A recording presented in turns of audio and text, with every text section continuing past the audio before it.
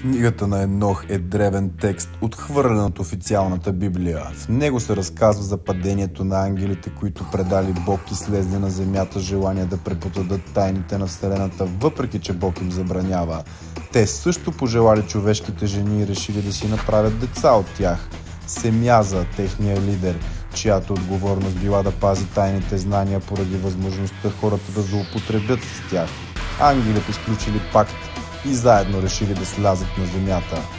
Азазел не учил мъжете да правят мечове, камъни, щитове и брони. Това довело до увеличаване на войните и сраженията, а на жените преподал как да се гримират и украсяват с одежди и накити.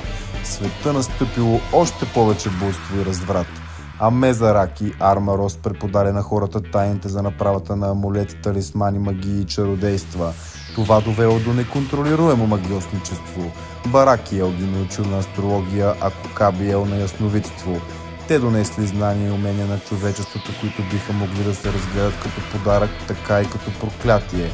Сношението с човешките жени довело до раждането на гиганти, наречени нефилини. Те поглъщали всичко възможно и осквернили земята, което предизвикало гнева на Бог.